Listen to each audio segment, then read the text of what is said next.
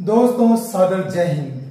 मैं आपका अपना साथी SDM Suresh KM RS exam 2024 के अगले स्टेप की जानकारी आपको देने के लिए तैयार। अगला जो स्टेप है, कल जैसे मेरे साथियों ने नोटिफिकेशन को निकाला है, उनको अच्छे से पढ़ा है और समझा है कितनी वैकेंसी है, किस सेवा की कितनी वैकेंसी है, वो आपने सारा नोट कर लिया।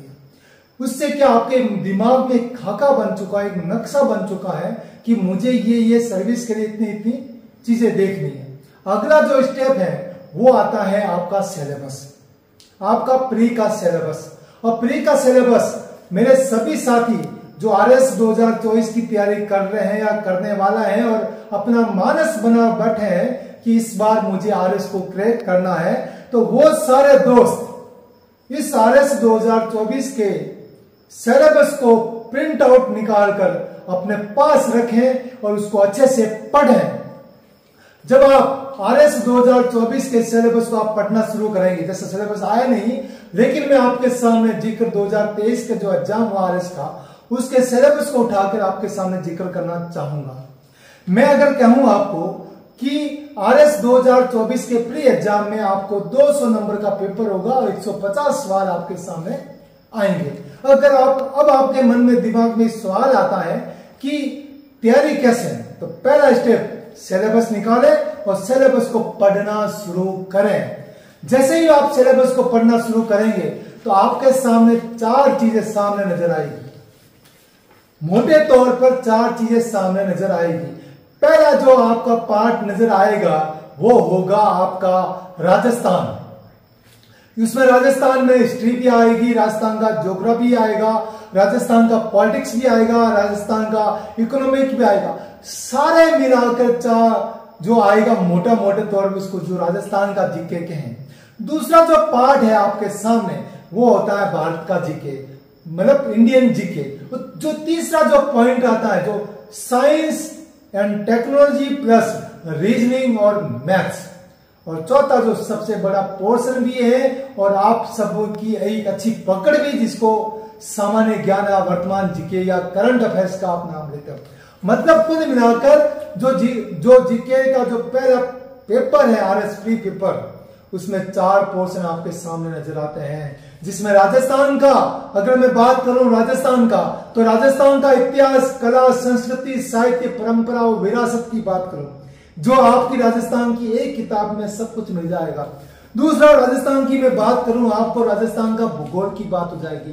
तीसरा मैं बात करूं आप राजस्थान की, जिसमें आपको राजस्थान की राजनीतिक और प्रशासनिक व्यवस्था के तौर पर आएगा। और चौथा जो पॉइंट मैं आपसे बात करूं वो राजस्थान की अर्थव्यवस्था के तौर पर आएगा।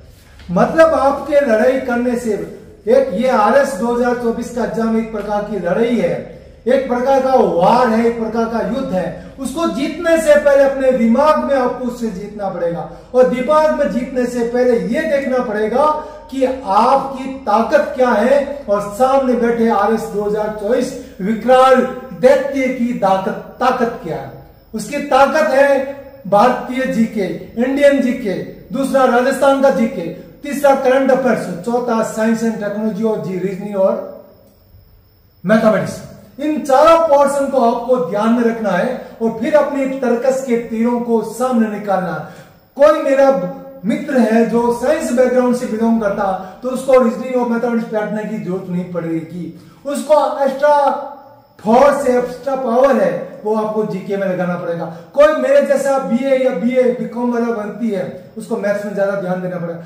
कुल मिलाकर आपका जो टारगेट है 200 में से 110 नंबर लाने का टारगेट होना चाहिए, 55%। और मैं ये मानता हूं अगर आप इन सिलेबस को एक अच्छे से पढ़ लेते हैं, दिमाग में अपना खाका बना लेते हैं, तो मैं दावे के साथ कह सकता हूं कि आरएस प्री के पेपर में आप 3 घंटे का जो पेपर होता है उसको 45 मिनट में आप सोल्व करके आप कोने में बैठ जाऊंगा और आराम की नींद उस एग्जाम सेंटर में लेना शुरू कर दोगे।